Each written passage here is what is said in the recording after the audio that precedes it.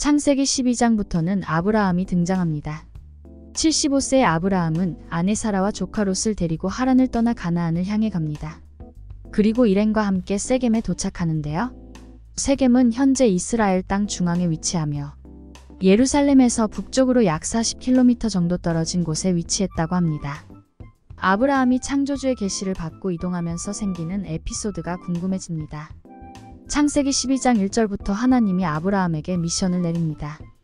친척 일가를 데리고 아버지 집을 떠나라. 내가 너에게 거대한 국가를 만들어주겠다고 합니다.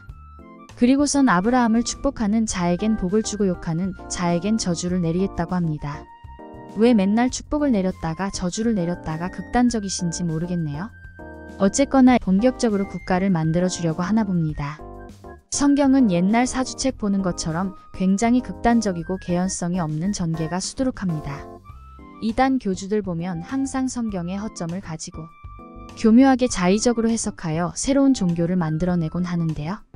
팩트 체크하는 관점으로 공부하지 않고 맹목적으로 신앙심에 의존해서 공부하다 보면 영혼을 교주에게 의탁하게 되는 것 같습니다. 감성 풍부한 연예인들 보면 유난히 기독교인들도 많고 성경 공부 모임도 많이 갔는데요.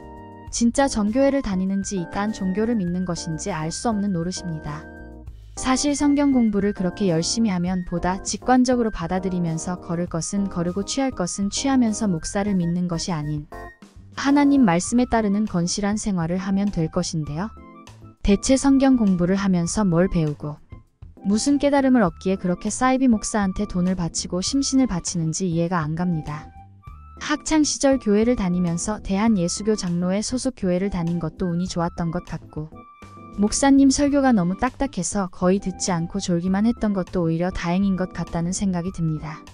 아무튼 사이비 교주 목사들은 자기들이 성경을 1000번을 읽었네, 100번을 읽었네 하면서 통달한 것처럼 구는데요. 한글 성경은 100번, 1000번을 읽어도 왜곡과 오류가 많다고 생각합니다.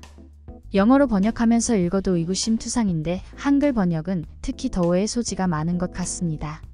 그래서 목사나 전도사가 중간 해석과 설명을 하면서 쉽게 이해되게 가르치는 것일 텐데요. 사기꾼들이 성경을 읽기 시작하면 오오라 이러면서 사람 속일 궁리를 많이 할 것 같기도 합니다. 저는 신에 대한 믿음보다는 외계 행성에 더 눈이 가는 이상한 경험을 하는 중이긴 합니다. 아브라함의 고향은 우르로 알고 있는데요. 왜 하란에서부터 떠난 것인지 궁금합니다. 알려진 바로는 아브라함은 당시 최고의 문명 도시 우르의 상류층이었던 걸로 아는데요. 아버지 데라와 함께 하란에서 살다가 그곳에서 일종의 계시를 받은 모양입니다. 아니면 여행 중에 자신이 살던 곳보다 더 나은 곳이 있다는 정보라도 입수한 것이 아닌가 합니다. 아브람은 그의 아내 사라와 조카 롯과 함께 전 재산을 가지고 하란을 떠나 가나안의 땅에 도달합니다. 그리고 그 땅을 지나 세겜이라는 도시 찾아보니 고대 북이스라엘 왕국의 최초의 수도라는 곳 모래 떡갈나무에 이르렀고 거기에 가나안 사람이 있었다고 합니다. 세겜 도시의 모래 떡갈나무는 제를 지내는 곳의 이름이었던 모양입니다. 한국에서도 나무에 줄을 치고 제를 올리듯 옛날 사람들이 제를 올리는 곳이었던 것 같습니다. 그런 것 보면 세계는 하나, 풍습도 일맥상통합니다. 모래는 히브리어로 선생, 강사라는 의미라고 하는데 신성한 제를 모시는 곳 뭐 이런 신당 같은 개념으로 이해해도 되려나요? 정리하자면 세겜은 성경시대에 매우 중요한 도시였고 해안 평야와 요르단 계곡 사이 교차로에 위치한 종교적 중심지였다고 합니다. 이스라엘 사람들은 그곳에 하나님을 숭배하는 성소를 짓게 됩니다. 현재까지도 사람들이 살고 있고 성경시대에 야곱이 현지인으로부터 땅을 사들인 곳도 이곳이라고 합니다. 창세기 12장 7절부터는 약속의 땅 인근에 도착하자마자 기근으로 인해 아브라함은 일행과 이집트로 체류하려고 발길을 돌리고 거기서 아내를 여동생이라고 속이고 위기를 모면합니다. 그러한 가운데 파라오 왕자는 사라를 아내로 취해 벌을 받았고요. 왕자는 사라가 아브라함의 아내임을 알고 이들을 이집트 땅에서 쫓아낸다는 내용입니다. 고대 도시 베델과 네게브 사막. 창세기 12장 7절 하나님이 아브라함에게 이 땅을 너의 자손에게 주겠다고 하십니다. 그러자 아브라함은 제단을 쌓았습니다. 베델은 거룩한 곳을 상징하며 예루살렘 바로 북쪽에 위치한 팔레스타인의 고대 도시입니다. 이곳은 원래 루스라고 불렸고 성경에는 베델로 나옵니다. 8절은 그곳을 중심으로 베델 동쪽 산으로 옮겨 텐트를 치니 서쪽은 베델이고 동쪽은 AI 혹은 아이라 아브라함이 그곳에서 하나님께 제단을 올리고 여호와의 이름을 부르는 내용입니다. 그러면서 점점 니게부 쪽으로 움직였다는 건데요. 니게부는 이스라엘 남부에 위치한 사막 지역입니다. 하나님의 명령으로 도달해 축복까지 받았지만 그 땅에 기근이 심한 터에 먹을 것이 하나도 없었겠죠. 그래서 아브라함은 이집트로 잠시 피난 비슷한 걸 떠나게 됩니다.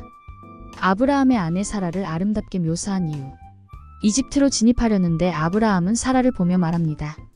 당신이 아름다운 여성이란 것을 안다. 그래서 이집트인들은 당신이 내 아내라고 하면 나를 죽일 것이지만 당신은 살려줄 것이다. 아브라함은 아내를 여동생이라고 해야 너도 살고 나도 산다라는 식으로 말하였고요. 아니나 다를까 아브라함이 이집트로 입성할 때 이집트인들이 그녀의 매우 아름다운 용모를 보게 됩니다. 여기서 왜 성경은 사라를 특히나 아름답게 묘사한 것일까요? 아브라함의 리더로서 권위도 보장하는 것일 테지만 훗날 사라가 늙은 나이에도 임신을 하게 된다는 것의 근거를 마련하기 위함이 아닌가 싶습니다. 나이는 숫자일 뿐이라는 거죠. 그리고 사라가 나이에 비해서 유달리 젊어 보인 것도 일종의 신의 축복에 포함된 것은 아닌가 싶기도 합니다. 기억하기에 성경에서 바로라고 나와서 그게 파라오인 줄 몰랐었네요. 아무튼 15절은 파라오의 왕자들이 사라를 보고 궁으로 가서 그녀를 찬양하였다고 합니다. 그래서 그들이 아브라함에게 잘 보이기 위해서 양이며 황소, 암탉, 나귀, 수탉, 나귀, 낙타며 남녀 하인들을 제공하게 됩니다. 창세기 12장 17절 9절도 참 어처구니가 없는 대목입니다. 우선 아브라함이 먼저 사라를 아내가 아닌 여동생이라고 소개했고 이집트의 왕자는 그렇기에 사라에게 노골적으로 호감을 표시한 것일진데 하나님은 파라오의 왕자가 아브라함의 아내를 탐했다고 여겨 그들에게 역병의 저주를 내립니다. 이런 식이라면 아무 짓도 안 해도 벌을 내릴 판이네요. 뒷구절을 보면 사라를 아내로 취하고 벌을 받은 상황이네요. 자신이 벌을 받은 것을 알았는지 파라오 왕자가 대체 내게 무슨 짓을 한 거냐 했더니만 아브라함이 실토를 합니다.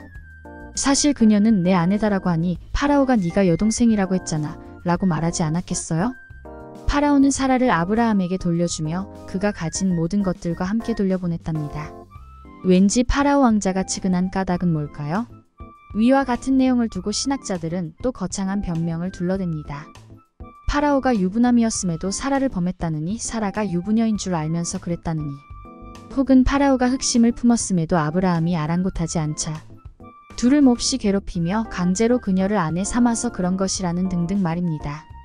결과적으로 이 사건은 아브라함이 먼저 벌을 받아야 할 일이지만 하나님은 아브라함을 선택하였기에 그의 거짓말은 선의의 거짓말이라 용서가 되고 파라오는 남의 여자를 탐한 나쁜 놈으로 만들어버립니다. 여하튼 그 일 뒤로 이집트 왕자는 아브라함 일당을 이집트 땅에서 내쫓게 되는 거고요.